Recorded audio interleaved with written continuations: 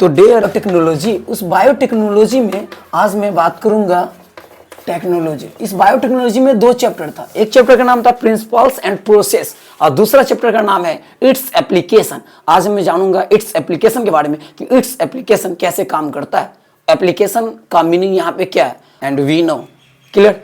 तो आज मैं जानूंगा बायोटेक्नोलॉजी में इट्स एप्लीकेशन और यहाँ पे एप्लीकेशन। और आज इट्स एप्लीकेशन इसलिए नाम डाला गया है क्योंकि इससे क्या होगा कि क्लियर हो पाएगा कि बायोटेक्नोलॉजी भी एक एप्लीकेशन है। जैसे आपके पास व्हाट्सएप, फेसबुक और टेलीग्राम, इंस्टाग्राम, ये एप्लीकेशन जैसे होता है। तो एप्लीकेशन में बहुत सारा होता है कि अपना अपना सिस्टम होता है, स्टेप होता है। उसी टाइप का बायोटेक्नोलॉजी भी एक एप्लीकेशन है, जिस एप्लीकेशन में ये सब ethics, transgenic animals and application करना है, कैसे उसमें क्या होता है, बायोटेक्नोलॉजी कैसे कार्य करता है, कैसे कार्य नहीं करता है, ह्यूमन के लिए हेल्पफुल है या एनिमल के लिए हेल्पफुल है या प्लांट के लिए हेल्पफुल है, ये सब जानने को मिलता है बायोटेक्नोलॉजी एप्लीकेशन इन एग्रीकल्चर। तो बायो फर्स्ट आएंगे आपको एप्लीकेशन इन एग्रीकल्चर। अब बात होता है क्या कि इट्स एप्लीकेशन में टॉपिक होता है, 4 टॉपिक आया। बायोटेक्नोलॉजी एप्लीकेशन इन एग्रीकल्चर, एक उस रफ पेज में जैसे जैसे मैं यहाँ पढ़ाऊंगा तुम भी वहाँ यहाँ का मेन पॉइंट नोट कर लेना। तुम उतना ही वर्ड लिखते चले जाना पेज में, या वो जितना पेज हो सके तुम पेज में नोट करते चला जाएगा। तो डेयर, तो यहाँ पे कितना मजा, और एप्लीकेशन की जॉब पे एप्लीकेशन लगाना है और एग्रीकल्चर। अब ये दूसरा जो टॉपिक आएगा, किसका टॉपिक है ये दूसरा, तो इट्स एप्लीकेशन का, इट्स एप्लीकेशन चैप्टर है, उसका topic first biotechnology application in agriculture. और जो टॉपिक होगा उसमें भी यही लगाना है, बायोटेक्नोलॉजी को यूज करो। और फिर यहाँ पे बायोटेक्नोलॉजी यूज हुआ, एप्लीकेशन के जॉब पे एप्लीकेशन रखिएगा और फिर यहाँ पे इन के जॉब पे इन लगा दीजिएगा। और फिर यहाँ पे एग्रीकल्चर है तो यहाँ पे मेडिसिन कर दीजिएगा। तो बायोटेक्नोलॉजी एप्लीकेशन इन मेडिसिन, तो यहाँ पे आके ये चैप्टर किसमें, इट्स एप्लीकेशन के 2 टॉपिक कंप्लीट होता है। ट्रांसजेनिक एनिमल्स यानी transgenic animal biotechnology application in agriculture. तो अब हम चलते हैं 4th टॉपिक में, जिसको हम बोलते हैं इथिक्स। इथिक्स इशूज का हिंदी होता है क्या, मुद्दे की बात करेंगे। बायोटेक्नोलॉजी कैसे काम करता है उस मुद्दे पे बात करेंगे। बायोटेक्नोलॉजी हमारे मतलब ह्यूमन लाइफ के लिए क्या हार्मफुल है, यूजफुल है, इसके अकॉर्डिंग पे बात होगा, उसको इथिक्स। और इस तरह से इट्स एप्लीकेशन जो आपका है चैप्टर, वो 4 टॉपिक के साथ पूरी तरह से एंड हो जाता है, क्लोज हो जाता है चैप्टर। तो यहाँ पे हमने आज biotechnology application in agriculture, biotechnology application in medicine के बारे में ना बात करके आज हम बात करेंगे ट्रांसजेनिक। नेक्स्ट क्लास में आपको biotechnology application in agriculture, biotechnology application in medicine और फिर ट्रांसजेनिक एनिमल्स और ethics, agriculture, biotechnology application medicine और ट्रांसजेनिक एनिमल्स और क्या इथिक्स इशूज। अब मैं बढ़ता हूं अपने टॉपिक के साथ और क्लास को कंटिन्यू करता हूं। तो डेयर प्यार से चलते हैं। तो यहाँ तो कोई कंफ्यूजन नहीं। और फर्स्ट इसका जो चैप्टर जानेंगे या मेडिसिन में बायोटेक्नोलॉजी का कैसे यूज होता है वो जानेंगे। और या आप ये जान लो कि ट्रांसजेनिक एनिमल्स क्या होता है या इथिक्स जान लो।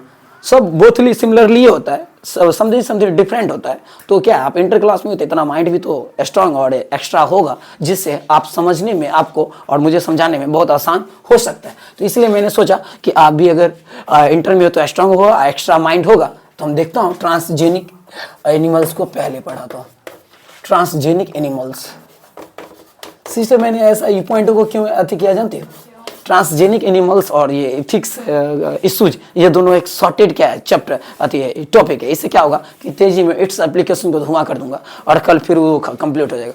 और उसमें जो बचा हुआ था ना ये प्रिंसिपल्स एंड प्रोसेस, तो क्या आप चाहते हो कि ट्रांसजेनिक एनिमल्स को समझना, तो ट्रांसजेनिक एनिमल्स को अगर समझना चाहते हो तो आपको कुछ नहीं करना है, आपको पूरा ध्यान देना है कि सबसे पहले आपको बायोटेक्नोलॉजी के बारे में कुछ समझा देता हूँ, इट्स एप्लीकेशन के बारे में पहले समझा देता हूँ, तब जाके आपको टॉपिक के बारे में समझाना, बायोटेक्नोलॉजी के बारे में जानेंगे।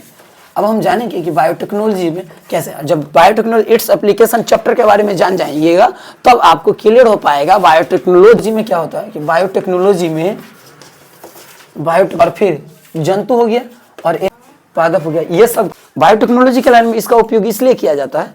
बायोटेक्नोलॉजी का उपयोग इसलिए किया जाता है इसमें, क्योंकि देखो अगर तुमसे पूछा जाए कि बताओ हमारे कोई रोग है उसके उपचार के लिए क्या करना पड़ेगा, तो याद रखना बायोटेक्नोलॉजी का। बायोटेक्नोलॉजी है। बांध नहीं रहेगा तो हम पानी को समाधान नहीं कर सकते, उसी टाइप होता है। बायोटेक्नोलॉजी नहीं रहेगा तो रोग का समाधान नहीं कर सकते।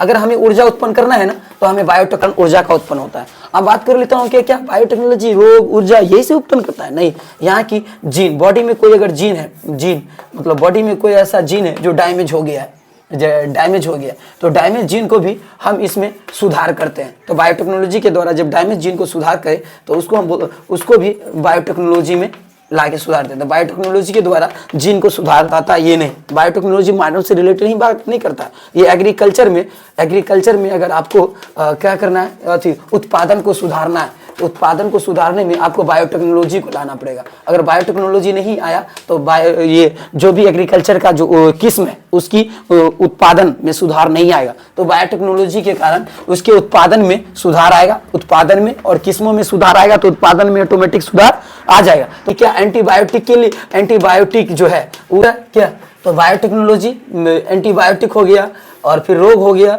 उसके उत्पादन हुआ तो मतलब समझ लो कि पौधा के भी किस्म में बायोटेक्नोलॉजी का बहुत बड़ा हाथ हो सकता। बात आती है क्या कि हाँ, तो अब आता है टीकाकरण जितना भी होता है वो सब बायोटेक्नोलॉजी के कारण संभव हुआ। बायोटेक्नोलॉजी नहीं होता तो यह संभव नहीं हो पाता। टेक्नोलॉजी के कारण क्या होता है, सूक्ष्म जीवाणु के बारे में हम उपयोग जान पाते हैं। अगर बायोटेक्नोलॉजी नहीं होता तो मानव के लिए सूक्ष्म जीव इम्पोर्टेंट है या नहीं है ये हम जान नहीं पाते। तो बायोटेक्नोलॉजी आया इसलिए सूक्ष्म जीव के बारे में जान पाते हैं और समझ पाते हैं। तो बायोटेक्नोलॉजी के द्वारा सूक्ष्म जीव हमारे लिए उपयोगी है या नहीं है तो बायोटेक्नोलॉजी के द्वारा ही जान पाए। द्वारा आपने जाना रोग को, एंटीबायोटिक को, आपने जाना एग्रीकल्चर को, आपने जाना ऊर्जा का उत्पादन, आपने जाना उपभोग का उत्पादन, आपने जाना जीन का सुधारीकरण, आपने जाना भोजन का जितना भी आइटम वो सब का कैसे मॉडिफाई किया जा सकता है, सुधार किया जा सकता है। मानव के शरीर में डीएनए को कैसे सुधारा जा सकता है, नए नए एंटीबायोटिक को कैसे बनाया जा सकता है, नए नए मेडिसिन को कैसे लाया जा सकता है, उसको इस्तेमाल कैसे किया संभव हो पाया। और बायोटेक्नोलॉजी नहीं होता तो ये सब चीज़ों को संभव, और ये सब चीज़ों को ह्यूमन और ऑन द अर्थ जितने भी एनिमल्स हुआ, प्लांट्स हुआ और ह्यूमन हुआ, ये सब में बहुत बड़ा योगदान और भूमिका बायोटेक्नोलॉजी का है। तो भूमिका की बात अगर करेंगे तो बायोटेक्नोलॉजी एक हीरो के तौर पे हमारे साथ काम करता है और हमें सेफ्टी देता है और बचाता है। अब मैं चलता हूँ आगे, जो मेरा पॉइंट है या इन टॉपिक पे बढ़ता हूँ, क्योंकि आपने एप्लीकेशन को भी जान गया। बायोटेक्नोलॉजी एक एप्लीकेशन है जिसका इस्तेमाल कहाँ कहाँ होता है ये सब जान गया होगा, आसान थॉट्स के साथ, आसान वर्ड के साथ। अब हम चलते हैं टॉपिक पर, जहां जानेंगे ट्रांसजेनिक एनिमल्स के बारे में। और ट्रांसजेनिक एनिमल्स के बारे में जानेंगे कि कौन कौन से एनिमल्स है जो ट्रांसजेनिक एनिमल्स है और उसका उपयोग क्या है, वो कैसे कार्य करता है, ये सब जानेंगे। बात कर लेता हूँ कहाँ, ट्रांसजेनिक एनिमल्स के बारे में। हाँ, तो आप बात कर लेता हूँ ट्रांसजेनिक एनिमल्स के बारे में। और ट्रांसजेनिक एनिमल्स पर जब बात करूंगा तो वहां पे आता है सबसे पहले आपको ट्रांसजेनिक एनिमल्स को अगर जानना है तो आप इतना ध्यान रखिएगा। ट्रांसजेनिक एनिमल्स का हिंदी के बारे में बात करें तो इसको बोलते हैं पारजीवी यानी एनिमल्स है ना, तो पारजीवी जंतु आप बोल सकते हैं। पारजीवी जंतु है ये। पारजीवी जंतु में ट्रांसजेनिक एनिमल्स को समझना और पढ़ना, और ऐसा एक ट्रिक बताता हूँ जिससे क्या होगा, ट्रांसजेनिक एनिमल्स को आप सिर्फ वो 5 पॉइंट आपके माइंड में रहेगा तो ट्रांसजेनिक एनिमल्स को आप समझ जाएंगे और इजी टू इजी अपने माइंड में इंस्टॉल कर सकते हैं। मतलब नॉर्मल फिजियोलॉजी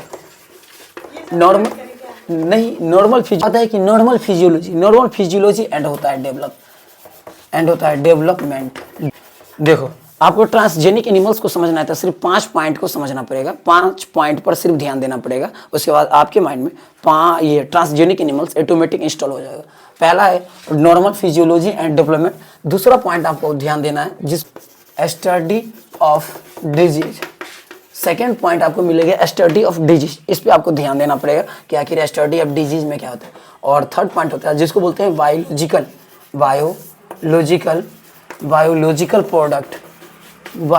प्रोडक्ट होता है। अब आता है क्या, normal physiology and development. Topic के अंदर में जितने भी आते हैं वो सबको पॉइंट कहते हैं। तो यहाँ पे बायोलॉजिकल क्या है, प्रोडक्ट है। और फिर